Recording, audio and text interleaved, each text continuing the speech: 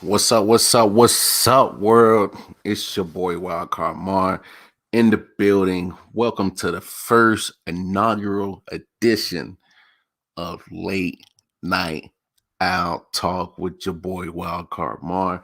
As you can see, I'm still wearing my Chiefs jersey. Look, I gotta be unbiased, of course, of what I'm doing on the podcast, but I am a Chiefs fan, and I wore this on purpose because there's no shame in my game. We got smacked. Well, Chiefs got smacked, and it is what it is. But I'm still a ride or die. I got 33 years into this. I ain't gonna hop out the train just because we got smacked. All right. So unless you a Buccaneers fan, I ain't trying to hear it. You could just shut the up. So anyway, like I said, let's get the preliminaries out the way. Um, go over to www.ioftenwonder19.com. That's where you find all the information on all the shows that we got going on, including I.O.W. Sports. This is just the late night edition premiere. You know, I'm a night owl, so why not talk sports at 12 o'clock? Seems like a good idea to me. But anyway, of course, today was the Super Bowl, and I'm gonna go ahead and say it. I was disappointed in the Super Bowl, not because I'm a Chiefs fan, but just because it was just wasn't competitive at all. The build up all 2 weeks was the GOAT versus the baby GOAT, and it didn't live up to the billing. I mean, of course, Bucks fans are out there partying, having fun. Hopefully, I ain't catching no corona. And if you catching something, just keep it at corona for your sake. But man, just shout out to the Buccaneers. They dominated this game. Of course, Tom Brady gets his seventh Super Bowl ring. I mean, look, we can have the debate whether he's a GOAT or not. I'm just gonna say he's the greatest winner. All right, the guy knows how to win. He goes from New England, creating a dynasty up there, gets 6 rings. Then he goes down to Tampa in his first year and gets it done. I mean, there's no other way to say it. And me and Jamel been talking on the show all season about the Bucks going up and down, up and down, up and down. But they peaked at the right time, literally going in as wild cards from the wild card weekend, going and getting a victory against Washington. Then they avenged 2 losses to the Saints. Then they go to Green Bay, and then they get to go home. The happenstance that they were playing the Super Bowl in their home building, and they got it done. I mean, there's no other way around it. So let's go ahead and tack it at the Bucks' point of view. I mean, the Buccaneers, just they shut a high-powered offense down, and literally like this Super Bowl reminded me of the first one that the Bucks got. I mean, you had the Oakland Raiders coming in with Rich Gannon, high flying offense, and got shut down by a tremendous defense and just enough offense on the other side of the ball to put points on the board. And the same thing happened tonight. I mean, Devin White is a fool, boy. That boy is a fool. Boy out of LSU, he is nasty. I mean, it helps when you got a great front four. You got Shaq Barrett coming off one end, Jason Pierre-Paul coming off the other. Big boy Vita Vea. That's a lot of dude right there. And then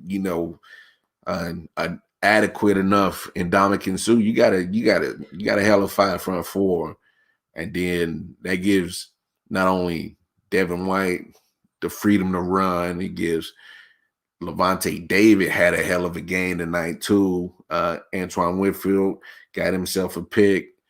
But man, that Tampa Bay defense was flying across the field.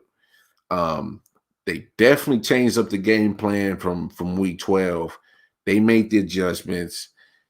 Then they stuck to their guns and they got it done. And I mean, what else can you say about that defense? That defense was hellified. They were flying, hitting. I mean, if you notice, it wasn't a lot of yards at the catch for the Chiefs. Pretty much, if there was a completion, if Mahomes wasn't running for his damn life all night, then they pretty much were solid on their tackling. So shout out to Todd Bowles, that defensive coordinator. If y'all don't remember him, he was the Jets coach for a few years. Did him no favors, but he's always been an outstanding defensive mind. And man, he got them boys to playing. They pretty much kept two safeties back, and they were back. They were way back. The game plan was set in stone from the beginning. We're not letting Tyreek do what he did in week 12 and go for 200 plus in the first half, 2 TDs. They were not letting that happen again at all. They were not. Travis Kelce did get his, but that's a normal thing. Travis Kelce gets his all the time, but they said Tampa Bay was pretty much like either you get it underneath or that's it. We're not letting you get nothing over the top, and that's just what it was. They were not letting it happen at all. And it literally took that Chiefs offense out of the game completely. And then let's go over to the Tampa Bay offense. I mean, they did what they were supposed to do. When your defense is shutting down a high-powered offense, you got your opposing defenses and the Chiefs defense, getting penalties. Whether it's, hey, I'm not being a homer. I'm not at all. Whether it was questionable calls or, there were some mental mistakes by the Chiefs. I mean, Chris Jones had a personal foul. The offsides on the field goal, that gives the Patriots offense a new set of downs. That personal foul from Chris Jones gives them a new set of downs. They had a penalty coming off an interception. That gives that offense a new set of downs.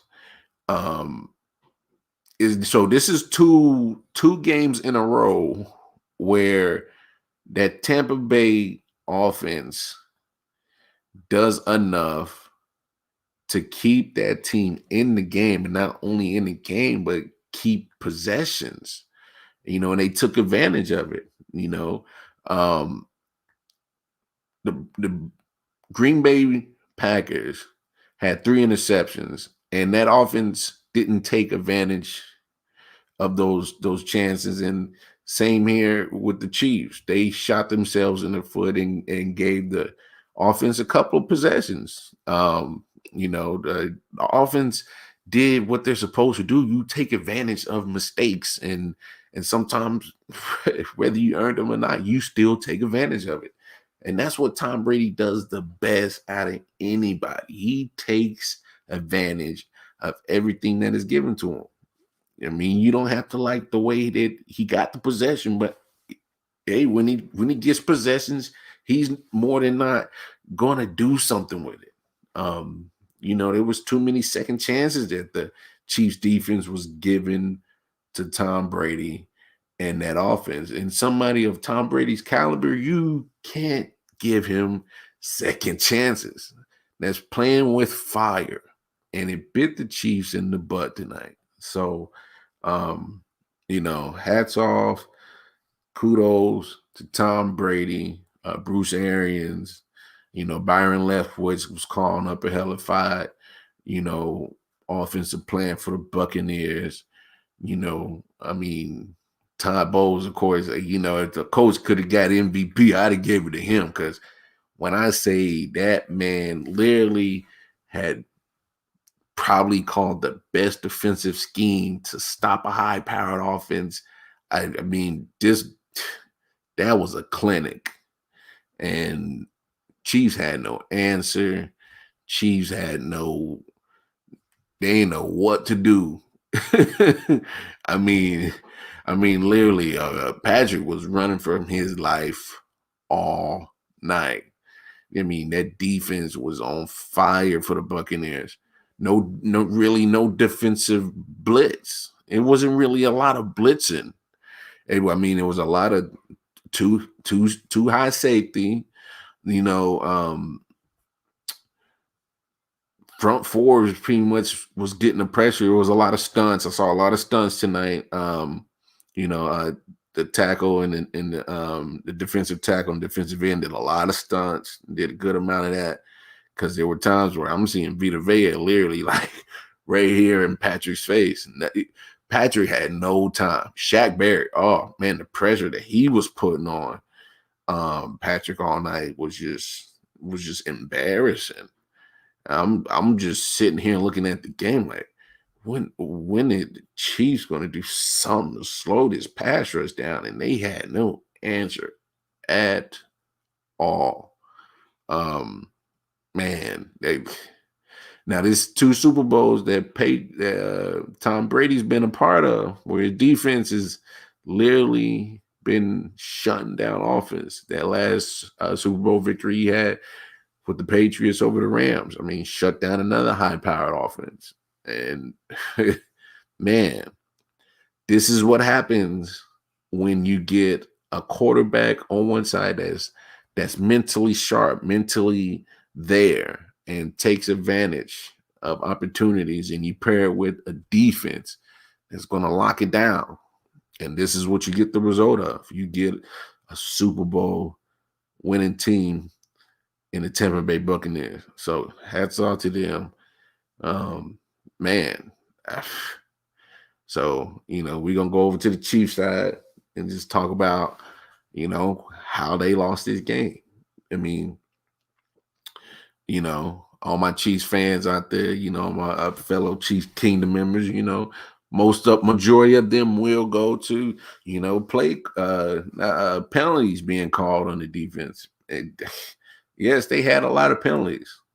And watching, the halftime, and you got Boomer Esiason and Nate Burleson, both, have played in the NFL. So when you got them saying that, maybe the refs are interjecting themselves a little bit too much and, calling this and calling that, if they are saying it and they the pros and they been in it, yeah, I mean, I look, I'm not gonna be the one to say like, well, damn, maybe they lied, maybe they seeing something that I ain't seeing. Look, I'm just gonna leave it at that. But, and here's the but, and if there's gonna be some Chiefs fans that's gonna get mad at me for this, then so be it. But like I said when just a second ago, you get an offsides on the field goal attempt. You held them to the 3. I mean, hey, you can't give that second chance. I mean, you lined up all sides. Like is to me that's mental. That's mental. That is a mental mistake. You shot yourself in the foot. Chris Jones, you can't get mixed up and getting high emotions and they always gonna get the second guy. Same with Tyrann Mathieu. They always gonna get the second guy in those personal fouls. Hey, come on. You ain't gotta jump into that mess. For what? This is the Super Bowl. You guys been talking about all year, running it back. You can't run nothing back by getting penalties. Half those penalties, they were y'all fault. Half, I'll let Nate Burleson and Boomer Esiason boomer science and give their opinions on those. I let the experts do that. But I mean, I got two eyes. I saw what I saw. You know, refs saw what they saw. They threw the flags. But then it comes back to mentality. Those penalties, yeah, they are bad timing penalties, but it literally took the life out of the Chiefs defense. They mentally checked out after that first half, and they didn't come back second half. But that's also accredited to the Bucks defense when you shut that high powered offense down. Now, I'm gonna say something, and whether you like it or not, Chiefs fans. I mean, I don't give a damn. I keep it raw and uncut on this show. I keep it raw and uncut on the actual I.O.W. sports shows that streams on Facebook, YouTube, and Twitch every Monday and Thursday, 3 p.m. Eastern Standard Time. I keep it real and uncut on that. I keep it real and uncut on the I Often Wonder podcast. That is in the midst of doing 28 days of Black excellence, Black everything for Black History Month. Check it out.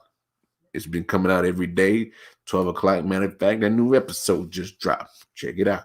But, you got to keep it real. You got to keep it 100. Andy Reid did not have a good coaching game. He did not coach his finest game, and it showed. When the game was 0-0, you got him on a 3 and out to begin the game. You get the ball. You go about, 6 plays, and then you punt.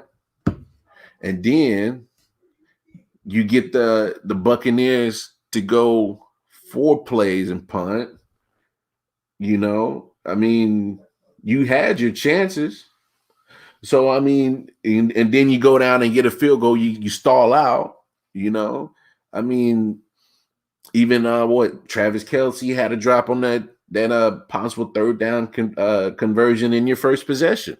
If you keep the chains going, you keep that possession going, I mean, that might turn into a different thing. So, but your second possession, you get a field goal. Cool.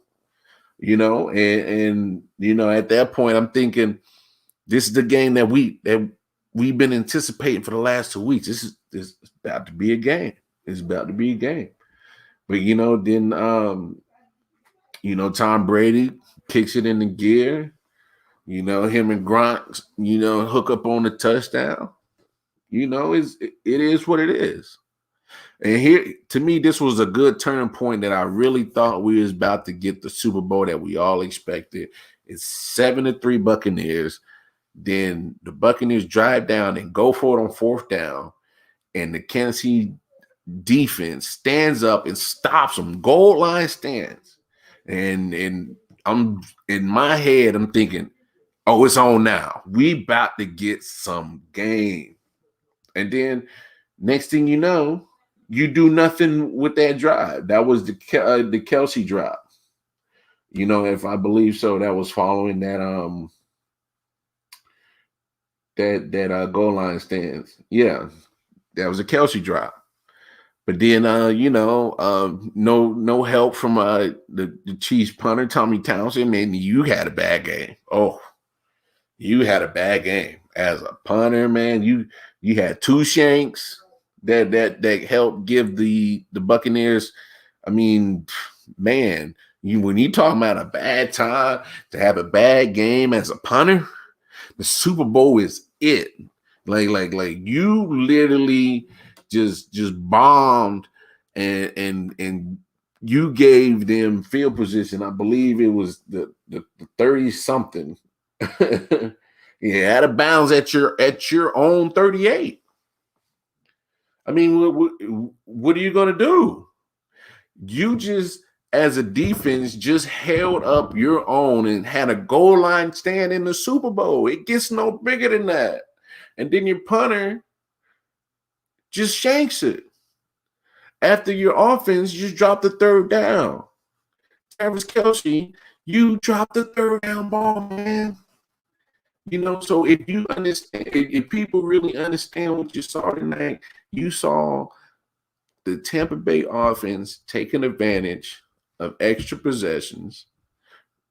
You saw that defense shut down that high-powered offense, and then there's just no excuses, Kansas City. And I'm gonna put this on Andy Reid. Like you got to find a way to get your team ready. You've been there. Yeah, man. Down podcast. You right. You right. They got mollywop. There's no way around that. There is no way around that at all. When you been talking about all year, running it back, and you had 2 weeks to prepare and got out coach Andy Reid. There's no other way around that. Here's where the game was lost. We all knew as a nation, as the world, knew that what the Kansas City offensive line was makeshift. It was pretty much putting duct tape on a bumper until you got that stimulus check to go get your shit fixed. What are we talking about here? You literally had Mitchell Schwartz, the right tackle, has been out pretty much all year. That was a given. But the big blow was when Eric Fisher, the left tackle, goes down the AFC Championship game. And Andy Reid, you had 2 weeks. You had 2 weeks to go and come up with some kind of game plan to stop that 4-man rush. The Buccaneers rushed 4 guys all night. 4 guys. It wasn't like they was throwing the whole house. It was none of that blitzing like it was in week 12. And come on, Andy Reid made no adjustments to that game. See,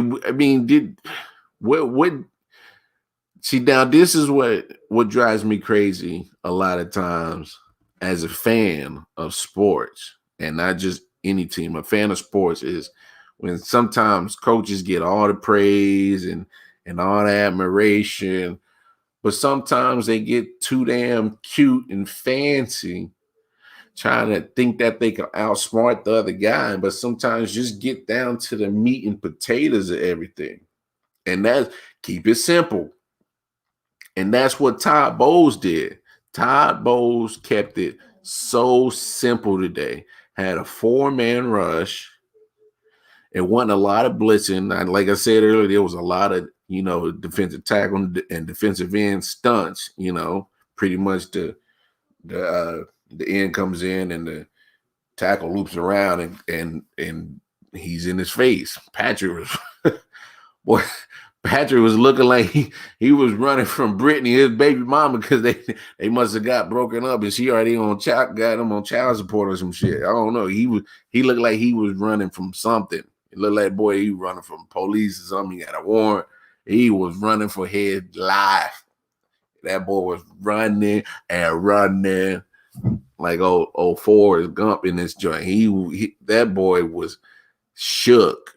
And that's Andy Reid's fault. Tampa Bay, they did not blitz a lot. 4-man was getting the job done. And I've said it all week on our daily, our Monday and Thursday shows for I.O.W. that they have to get some kind of way to slow that pass rush down, get some chips, whether it's a running back or a tight end, chip those ends, who's ever coming off on the end. I said it on other people's show. I left comments on Facebook here, left comments on Instagram here. The only thing I was worried about was Chiefs O-line versus Buccaneers on defensive line. And sure enough, February 7th at 6:30 p.m. Eastern time when that kickoff kicked, and to damn almost 10:30 when the game in, it was D-line of the Tampa Bay beating up on the Kansas City O-line all game, the whole game. Damn. This is the one thing that drives me crazy with this mess with coaches. I mean, what do I know? I just a guy that used to play football, love football, but I'm just a cook now. But I can see that you got to make adjustments. Like, what are we doing? You know what I'm saying? Like, these fools was just getting beat up, and Andy Reid made no adjustments. I mean, damn. Mike Remmers, oh my God.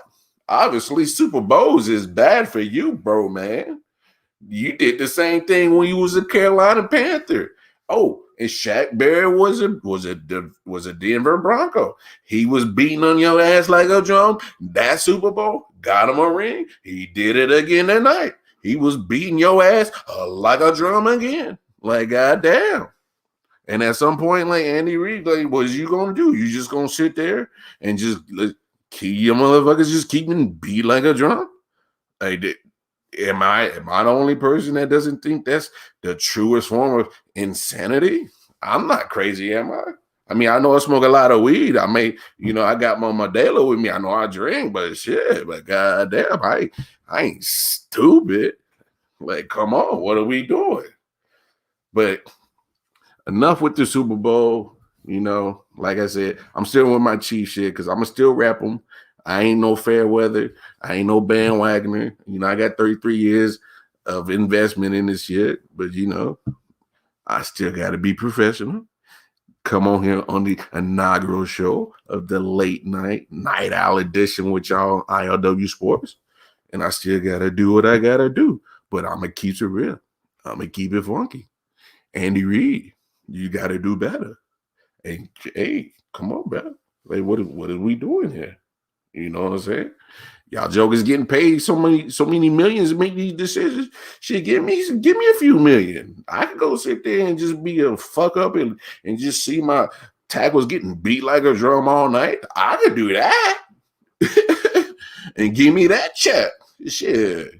Shit, Andy Reid. I take your check to sit there and let my quarterback run for his life like he on parole and he trying to duck and hide. Like, I could do that. Like, what are we doing? Like, come on now.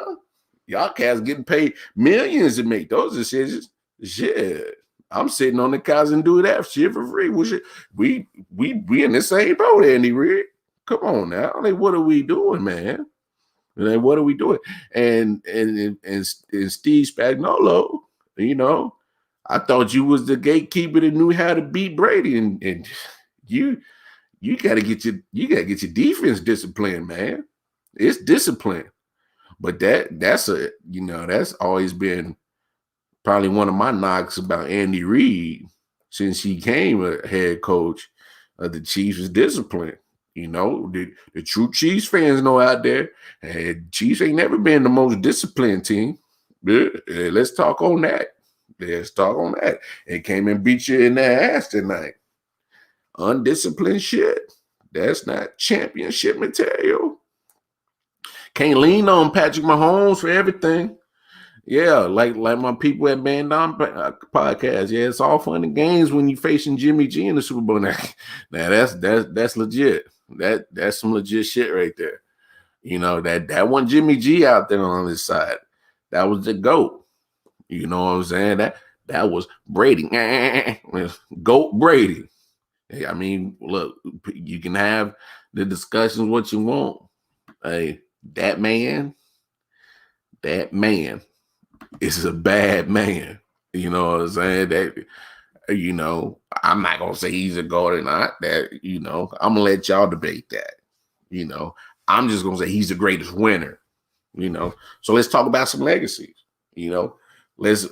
Brady already cemented himself in probably one of the stratosphere of best quarterbacks. GOATs. Him. They talk about Joe Montana. They talk about other quarterbacks. I hear Rodgers' name get thrown there. I'm not ready to do that. He only got one Super Bowl, but I mean, they talk about Drew Brees. Same way, hey, all I know is good, and then there's certain people that just know how to win. I mean, this is what everybody wanted to see. You know, the divorce between Belichick and Brady, who was gonna get the first, Super Bowl chip. Who's gonna get it? Brady came out. Hey, you say what you want. He went to a nicely built team. All right. That Bucks defense is you know hasn't always gotten the recognition because quarterback they had in the past, Mr. Crab Legs. That little joker. He'll throw up an interception in a heartbeat. And I will say this: that front office for the Buccaneers did it smart. They knew that they had a solid defense on their team. And then you take away 30 interceptions, double-digit interceptions about every year that Jameis Winston played. Hey, who knows what could happen? So hey, whatever they did to pitch to Tom Brady was a hell of a pitch. And then Brady was like, "Hey, Gronk, whenever you ready to start being stupid, playing with WWE, being a wrestler and shit, come on, let's go get a chip." Hey, got him a chip, got him another one. Gronk piggybacked off another. I ain't gonna go there, but I'm just talking shit. But he went ahead and made sure he knew how his bread got buttered in New England. So why not go do it in Tampa Bay? Yeah. Hey, let's go get another one time. Hey, Gronk ain't. He may act silly. He ain't stupid now. He know how to get to them chips. Go hang out with TB12. That boy get your chip. So when you talk about legacies, Bill Belichick has his own legacy as one of the greatest coaches and well deserved.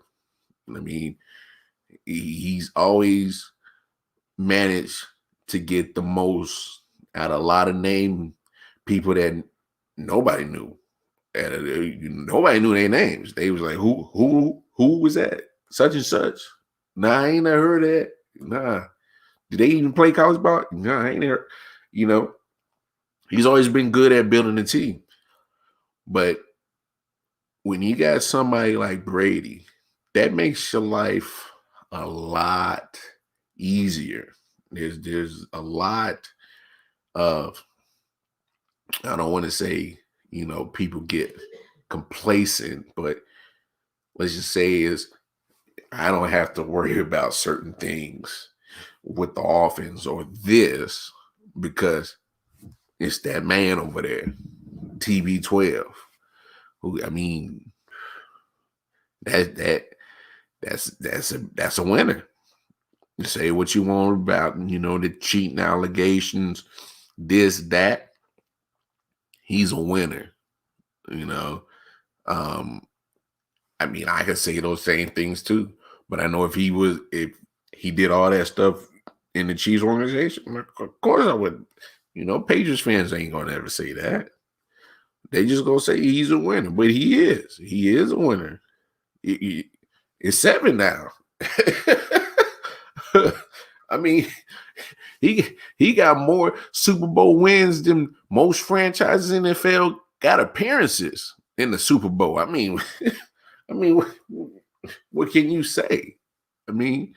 His legacy is cemented among the greatest of all time across any sports. I mean, when you get 7 championships in the NFL in the free agency era, that is something to behold.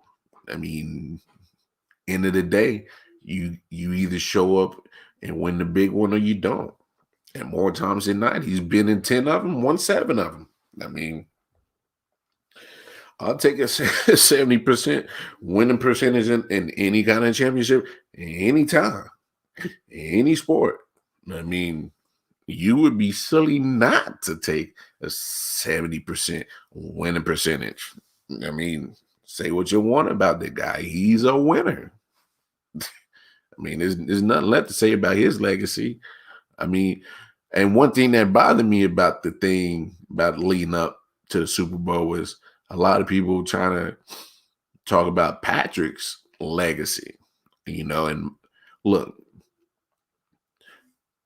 old me right now wouldn't be able to do this podcast right now. I'm gonna keep it 100 with y'all. I'd have been pissed off. I probably would have gotten in a fight with somebody, whether family member, friend, dog, cat, chicken, and it wouldn't even matter. I got in a fight with something. Probably been too drunk to do this shit. I ain't gonna lie, I would have drunk my sorrows away. Now I'm exaggerating, but I love my Chiefs, and for all my Chiefs fans, especially back home in the KCMO, we be all right. Chiefs Kingdom around the world, we will be okay.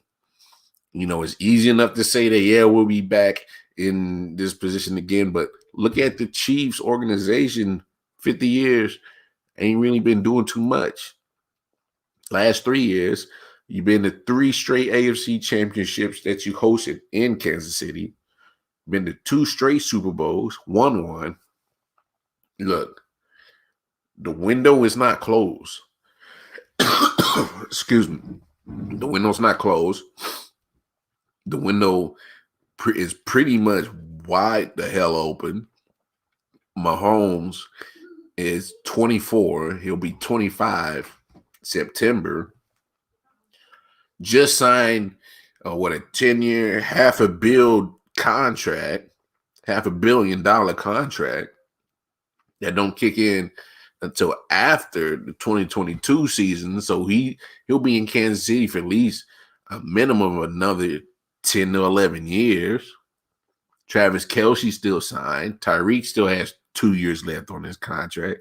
So, look, Patrick's going to have his pieces around him. Patrick will still have his weapons. Patrick will still be relevant because of his talent. Patrick got let down by his coaching staff, but not trying to find a way to stop a 4-man rush. That's not Patrick's fault. If anybody was paying attention to the Super Bowl, he went down fighting. Dude was literally like the last airbender, was laying sideways before he hit the ground, like literally parallel to the ground, and threw a dart, threw a spiral. What man in God's green earth can literally throw a spiral looking like Superman floating on the ground? Who? Oh, Patrick Mahomes can. And the guy dropped it, hit him right dead in his face. Boom, dropped it. So look, Patrick Mahomes' legacy, this game did not make or break his legacy. Had Patrick and the Chiefs won this game, and it had been more of a feather in his cap to say that I've beaten Tom Brady in the Super Bowl, because Eli Manning and Nick Foles are the only guys that can ever say that.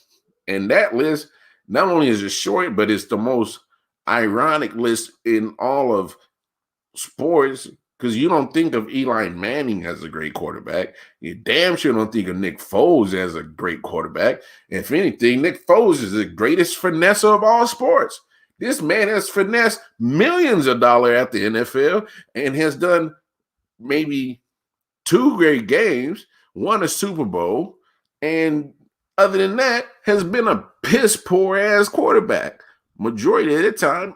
Now he's relegated to a damn backup role. This man is literally about to been in talks of being traded again. This man has been passed around the NFL like a jump off. So let's not get it twisted. But everybody don't freak out. Patrick Mahomes is just fine. This game did not make his legacy. I mean, these sports catchers on these damn big company shows are just going off the rails. BB. Black Barbara Walters, shout out to you. What's going on, sis? I mean, Patrick Mahomes' talent is literally going to take him far in his career. It's only his 3rd year as a starter. All 3 years that he has started, AFC Championship game, Super Bowl, 1-1. I mean, look, don't freak out. these sportscasters are killing me talking about, oh my gosh, Patrick Mahomes, this legacy, especially you, that damn Stephen A. Smith. So your little foolery ass, I be trying to stick up for you, and I be trying to have your back all the time. But with this one, you tweeted some old boo boo, and you talking about he ain't in that conversation. I go, well, regardless, you tried to make it seem like it was his fault that the team was losing. But you know what? I ain't gonna get off too far into you, because sometimes you the money man. You ESPN's money man. See, you get money to just say stupid shit and tweet stupid shit. So ain't even gonna give you that kind of energy. I mean, I hope to get some of your checks though one day. I ain't even gonna front. But I ain't gonna be on no boo boo foo foo shit. I'm gonna keep, that's why we doing our own thing. That's why I'm right here. I'm gonna make my millions right here. I ain't gonna do none of that foo foo. But I mean, Patrick's legacy is just fine. There's no way that I don't see him in this position again. You know what I'm saying? I think he's going to have countless opportunities to get back to the Super Bowl. I mean, the man literally has majority of his nucleus on his team coming back. When you have continuity like this, and this is, to me, this is totally different from Aaron Rodgers and him getting his shot and not getting back. I don't think this is the case. You know what I'm saying? I think this is, as the Chiefs organization, what you need to do to make sure you get another Lombardi. And that is to make sure you have an adequate offensive line and have some depth. So when you have injuries like this, you can avoid Mike Rimmers getting beat like a drum again in the Super Bowl. You didn't go into 2 Super Bowls with 2 organizations and cost 2 organizations 2 Super Bowls. That boy was getting beat like a drum. Just boo, boo, boo, boo. Hey, Mike Rimmers, boo, boo, boo, boo. Like, and now you see why JPP was clowning him, because Shaq Barrett, like I said earlier, did it to him again. He did it when Mike Rimmers was a Panther and Shaquille Barrett was on the Broncos. Now you got 2 rings after 2 Super Bowls of beating you like a drum. I mean, I don't get it. But like I said, hey, that's Andy Reid's fault. But Patrick Mahomes will be back, because if anybody saw that press conference, he took he took it like a man. He said, "We just got beat up," and you did. But you could just see him holding back the hurt. He was hurt.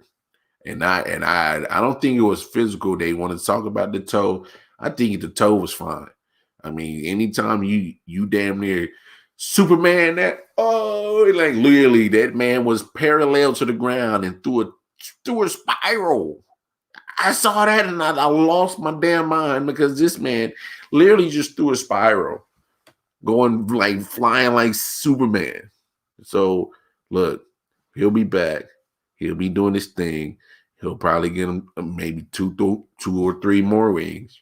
Hopefully, I hope as a Chiefs fan, I hope he gets Brady rings. I hope he's throwing up 6 more and he'll tie Brady. But I will say this.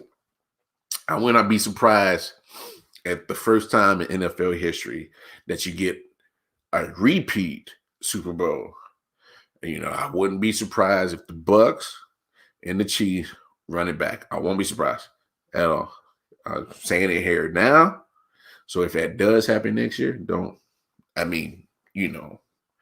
ain't gonna say I'm a genius or anything. Toot toot. Anyway, man, let's talk some. We got about 15 more minutes left. Let's talk about some other things in the NFL. This QB carousel has been, man, it's been quite interesting. I mean, you talking about, the first domino already fell. Matthew Stafford got himself traded about to Detroit, went to Los Angeles Rams. Um, Rams send Jared Goff to the Detroit Lions. They sent I think it was a second round of this year's draft and two first the following two more drafts. So this was the 2022 and 2023 first round picks. So I mean, I don't know how y'all really felt about the trade. I felt like Detroit kind of wanted to trade on paper because I mean Matthew Stafford 33, he's getting up there in age. Well, he's 32 now. He'll be 33 or sometime before the season starts. And he's been beat up a lot. He's played a lot of games hurt. He hasn't missed a lot of games, but still, I mean, getting beat up and probably having all-season surgery all the time. I mean, he's Iron Man. I mean, he's a tough Iron Man, but the only problem is he's 33. I mean, as Drew Brees about, trying to be that old, taking all them hits and seeing how your body recovers. Drew Brees has missed at least like 3-4 games the last 3 or 4 years. Did it this year, last year. I believe in year before that, missed a few games. So, but to this trade, I thought Detroit got off. I mean, you get two number ones, you get a 2, and you get, I mean, look, say what you want about Jared Goff. I think he's adequate. I mean, I think he's Alex Smith-esque, and that's no diss to Alex. He was a game manager. I mean, he could make some throws. May have been a little bit hesitant to make certain throws, but I mean, give him the right tools like the Chiefs did, and you get at least a decent playoff run.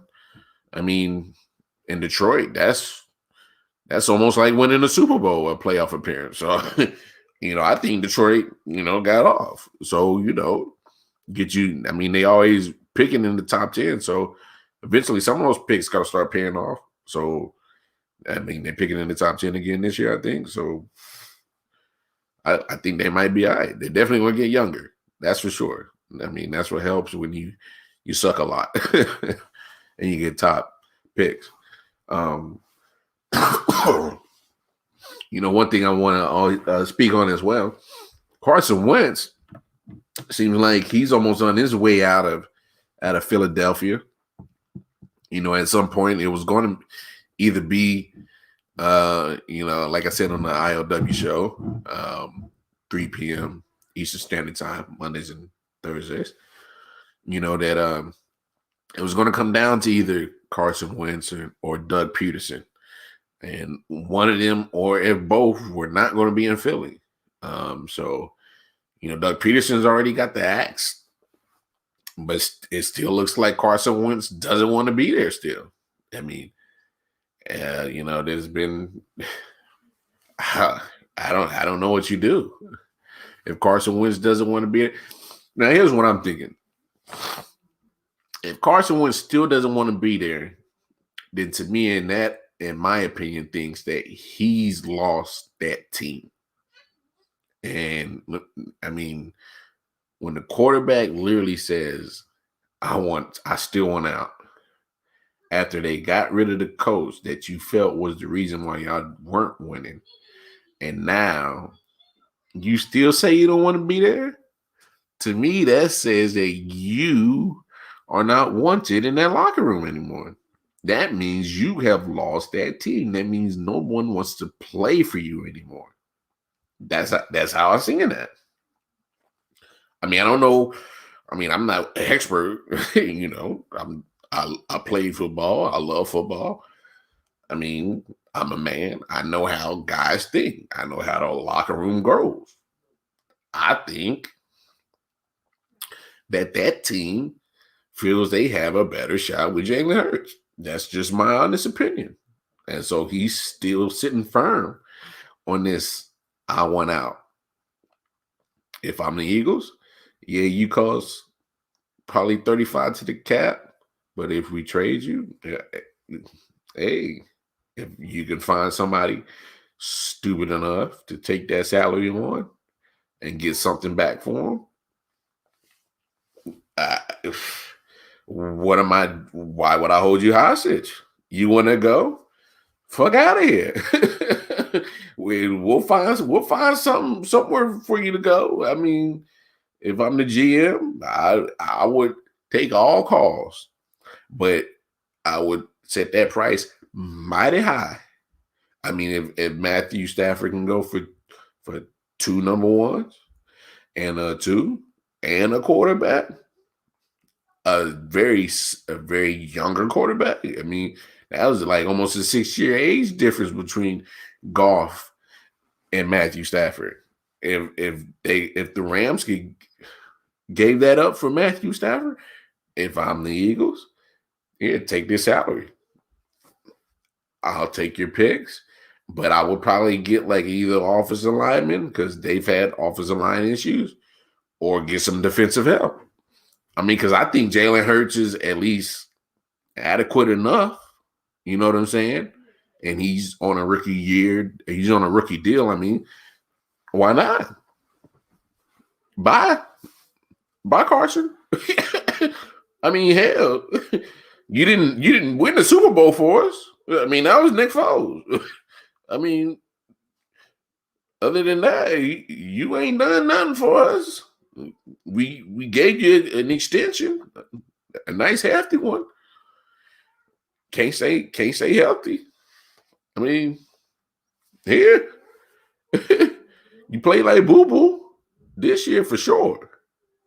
Yeah, bye. I send him out. I take all calls. I would. I mean, it's easy to link him with Indianapolis, because his relationship with Frank Reich.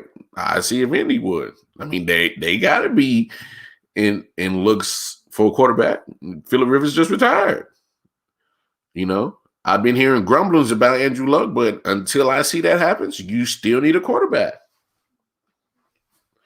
I mean, unless they know for sure that Andrew Luck is gonna come out of retirement, I call him. Why not? It's not gonna hurt. I mean, you're not too far off in Indy. Your defense is nice. It's adequate for sure. I think you got one of the best O lines in the NFL. Oh yeah, go get Philly. Go get Philly a call. Call him. You better call Philly. Hey, what's up? What you want for cars? You better call him. Yeah, you better do it. What is another team? I saw reports about Carson Wentz going to Chicago, for some picks and Nick Foles, but they would somehow trade Trubisky to get some kind of value from. I don't know if those reports are either far from close to the truth. I got a feeling they far from the truth, but I'm just trying to be 100 with y'all. I keep it real. Drew Brees. Now this is interesting. Drew Brees restructured his contract, saves the New Orleans Saints $24 million. That's a lot of money. So you save $24 million. Now, I know it is. When I see something like that, as in a player restructuring his contract, and he's been linked to retirement, but he hasn't announced it yet, but he restructured his contract, I think Drew Brees coming back for one more year. All year, everybody, he's going to retire. He's going to do this. He's going to do that. I thought he was going to retire. I was one of those people too. You know that rib injury, he cracked like 11 ribs. I thought it was done, and then apparently his wife, you said he had a partially torn labrum or collarbone or something like that, and he was playing with it all year. I mean, that might be the reason why he wasn't really throwing so hot this year. Either way, anytime you restructure your contract, to me that says you want to come back. I mean, and the Saints were having some cap issues, and that helps alleviate a little bit of that. I mean, I wouldn't put it past them. I wouldn't put it past him. And I wouldn't be shocked if he does come back after seeing the reports that he restructured his contract and saved the Saints $24 million. You know what you can do with $24 million? Especially if you Drew Brees and you the Saints and you say, I'm going to come back one more year. I can easily go help on that offensive line. I can go get a solid number 2 receiver. I can get a solid backup to Alvin Kamara. I mean, to me, that's a lot of writing on the wall. It's just, hey, look, I'm just keeping it 100. That says to me that Drew Brees says, look, our defense is almost as lights out as it can get. But if we get a couple of pieces right here on our offensive side to go with Michael Thomas, you know what I'm saying? To go with Alvin Kamara, they could possibly do something. I'm not a genius. Like I said, I just love football and I love talking about it. I played it. I'm just saying. I know what I know. I see what I see. And when I hear things like restructured contract, that means you want to come back. So do not be surprised if Drew Brees comes back. All right. We're going to wrap it up. Shout out to my peoples at I.O.W. Network.